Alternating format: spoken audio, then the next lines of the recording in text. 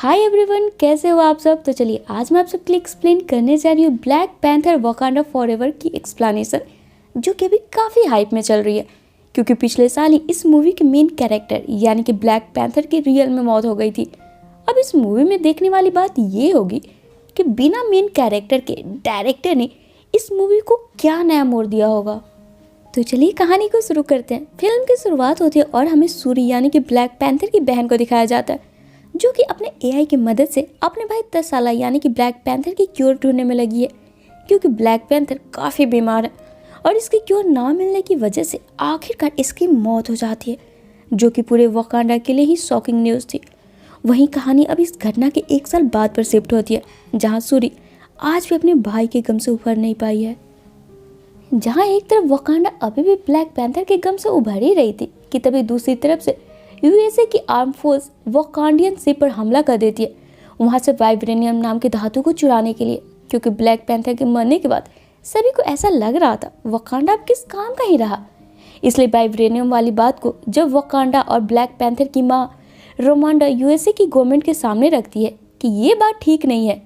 जवाब में ये लोग रोमांडा को बोलते हैं ब्लैक पैंथर के मरने के बाद वकांडा वाइब्रेनियम को रखने के काबिल ही नहीं है। साथ ही इनकी बातों से हमें यह मालूम पड़ता है कि ये जो वाइब्रेनियम धातु है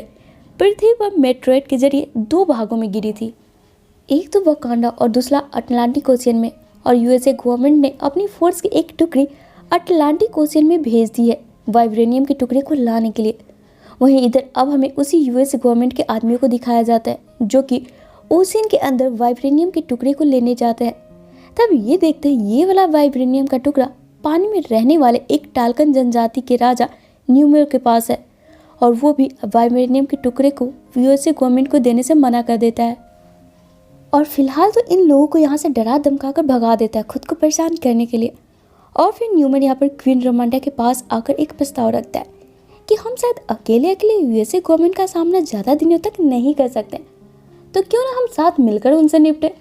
जिस पर क्वीन रोमांडा इस प्रस्ताव को ठुकरा देती है। तब यहाँ पर न्यूमेर बोलता है यूएसए गवर्नमेंट के पास एक वाइब्रेनियम डिटेक्टिंग मशीन है और वो लोग उसी के जरिए हमारे इतने करीब आ गए हैं। कसम से इस डिवाइस को बनाने वाला बंदा मेरे हाथ लगा ना तो मैं उसे जिंदा नहीं छोड़ने वाला, क्योंकि इस डिवाइस की वजह से पूरी दुनिया को टाल्कन प्रजाति के बारे में मालूम पड़ जाएगा, जो कि मैं बिल्कुल भी नहीं चाहता। वहीं दूसरी तरफ सूर्य अपने भाई के गम से उभरने के लिए ज़्यादातर खुद को बिजी रखने लगती है और इसी सिलसिले में अपनी ये MIT दोस्त आयरन हार्ट से मिलने जाती है, जहाँ सूर्य को यह मालूम पड़ता है कि वो डिवाइस दरअसल आयरन हार्ट ने बनाई थी, जिसे कि इसके टीचर ने बिना इसे पूछे यूएसए गवर्नमेंट को दे दी है। अभी ये अपनी बातें कर ही रही होती है कि तभी इस जगह पर यूएसए गवर्नमेंट की आर्मी और न्यूमेर के आदमी दोनों इत्तेफाक से यहाँ पहुँच जाते हैं वाइब्रेनियम डिटेक्टर के डिवाइस के सिलसिले में। अब ये देख सूर्य और आयरन हार्ट दोनों यहाँ से भागने लगती है, जहाँ पर यूएसए आर्मी और न्यूमेर के आदमी के बीच एक ज़बरदस्त वाली फाइट भी होती है। अब इस दौरान न्यूमेर सूरी और आयरन हार्ट दोनों को ही किडनैप कर लेता है, क्योंकि न्यूमेर ये जान चुका था कि वाइब्रेनियम को ढूंढने वाली डिवाइस आयरन हार्ट ने बनाई है। वहीं इधर अपनी बेटी की किडनैपिंग वाली बात जैसे ही क्वीन रोमांडा को मालूम पड़ती है, ये फौरन न्यूज़ से यानी कि सूरी को बचाने के लिए नाकिया यानी कि ब्लैक पैंथर की पत्नी के साथ अपने आदमियों को भेजती है। वहीं इधर सूरी जब नामोर से पूछती है कि आखिर तुम लोग पानी में कैसे और कब से रह रहे हो, जिसे सुनकर नामोर यहाँ पर अपना इतिहास सूरी को बताना शुरू कर देता है कि टाल्कन प्रजाति भी पहले ज़मीन पर ही रहा करती थी। तभी एक दिन स्पेनिश वालों ने इन पर हमला कर इन्हें अपना बंदी बनाकर इन पर हुकूमत करना शुरू कर दिया। तब इन चीज़ों से परेशान टाल्कन प्रजाति ने अपने ईश्वर से अपने लिए मदद मांगी। तब इनके ईश्वर ने इन्हें एक चमकीला फूल दिया, जिसे खाते ही इनकी मौत हो गई और फिर इन सभी का पुनर्जन्म हुआ। तब इनकी बॉडी में बदलाव हुआ और ये लोग जलीय जीव की तरह पानी में रहने लगे। पर जब ये सारी चीज़ें हो रही थी, मीन्स जब धरती पर इन्होंने वो चमकीला फूल खाया था, इनकी रानी प्रेग्नेंट थी और वो पुनर्जन्म के बाद उन्होंने नामोर को जन्म दिया। इसलिए टाल्कन प्रजाति में से सिर्फ नामोर ही है जो कि उभयचर है, यानी कि बराबर पानी और धरती दोनों पर ही आसानी से सर्वाइव कर सकता है। और तब से ये लोग धरती पर के जालिम लोगों से दूर यही अटलांटिक ओशियन में रहने लगे। और यहाँ अपनी कहानी सुनाने के बाद नामोर सूरी को एक शांति का प्रतीक वाला ब्रेसलेट देता है, क्योंकि नामोर अभी वाकांडा से युद्ध करने के इरादे में नहीं था। पर इसके कुछ देर बाद ही यहाँ पर नाकिया आ जाती है और फिर इन टाल्कन के आधे से ज़्यादा लोगों को मारकर आयरन हर्ट और सूरी को बचाकर यहाँ से लेकर चली जाती है। अब यहाँ पर अपने लोगों को यूँ मरा देख नामोर को काफ़ी गुस्सा आता है और फिर ये अगले ही दिन अपनी सेना के साथ वाकांडा पर हमला कर देता है, जहाँ ये फाइट बहुत ही अग्रेसिव थी नामोर की तरफ से, जिस बीच ये वाकांडा की क्वीन रामांडा की हत्या कर देता है और सूरी को धमकी देता है कि कुछ दिन बाद ये वापस से दोबारा आएगा, तब ये बचे कुछ वाकांडा का नामो निशान तक मिटा देगा। अब भाई जो सूरी अपने भाई के गम से बस अभी भरी रही थी, अपनी माँ की मौत से काफ़ी टूट जाती है, पर यह वक्त रोने का नहीं था, अपनी प्रजा को बचाने का था। इसलिए सूरी अपने गमों को साइड करके अपने लिए ब्लैक पैंथर के जैसा ही सूट बनाती है, या यूँ कह सकते हो कि सूरी बनती है न्यू ब्लैक पैंथर और फिर अपनी सेना के साथ टाल्कन पर हमला करने के लिए निकल पड़ती है, अपनी माँ की मौत का बदला लेने के लिए। जहाँ पर चूंकि सूरी को नामोर ने अपनी कमजोरी पहले ही बता दी थी कि टाल्कन्स पानी के बिना कमज़ोर है, सूरी अपनी पूरी टीम को उसी के अकॉर्डिंग इंस्ट्रक्ट करती है। जहाँ सूरी खुद नामोर का ध्यान भटकाकर अपने पीछे लाती है,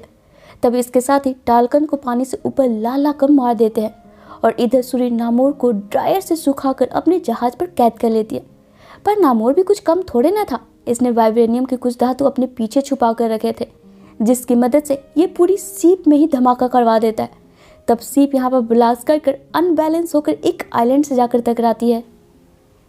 जहाँ भी इस आइलैंड पर उतरकर सूरी वर्सेस नामोर की एक ज़बरदस्त वाली फेस टू फेस फाइट होती है, जिसमें एट लास्ट सूरी नामोर को हराकर गिरा देती है। और यहाँ मौका होता है जब सूरी नामोर को मारकर अपनी माँ की मौत का बदला ले सके, पर तभी सूरी ऐन वक्त पर रुक जाती है और नामोर को जीवन दान देते हुए बोलती है, चूँकि शुरू से तुम शांति चाहते थे, पर गलती से चीज़ें पहले हमारी तरफ से बिगड़ी थी, उसी नाते मैं आज तुम्हें छोड़ रही हूँ, पर हाँ बदले में तुम फ्यूचर में वाकांडा पर हमला करने की सोचना भी नहीं। जिस पर नामोर तैयार हो जाता है और अपने घर वापस आ जाता है। तब इसकी बहन नामोरा बोलती है, तुमने ऐसा डील एक्सेप्ट क्यों किया, तुम इतनी जल्दी हार कैसे मान सकते हो भाई। जिस पर नामोर बोलता है, परेशान मत हो मेरी बहना, मैंने कुछ सोच विचार करके ही ये प्रस्ताव एक्सेप्ट किया है। वहीं फिल्म के आखिर में हमें मीट क्रेडिट सीन दिखाई जाती है, जिसमें हम व्यूअर्स को ये बताया जाता है कि दरअसल तशाला का एक बेटा भी है, जिसे कि नाकिया ने सबसे छुपा कर रखा है और इस बच्चे का नाम भी इसके पिता ने तशाला ही रखा है।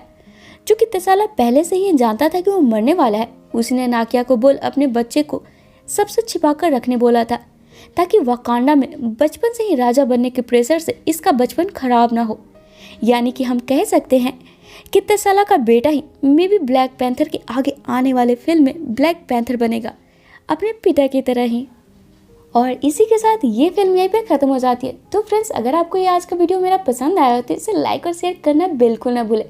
साथ ही अगर आप मेरे चैनल पर न्यू हो तो इसे ऑल बेल नोटिफिकेशन के साथ सब्सक्राइब करना बिल्कुल ना भूलें, ताकि मैं जब भी अपने चैनल पर न्यू वीडियो डालूँ ना, आपको उसका नोटिफिकेशन मिल जाए और मुझे आप सबका सपोर्ट। तो चलिए फिर मिलते हैं अपने नेक्स्ट वीडियो में। Till then take care and bye bye.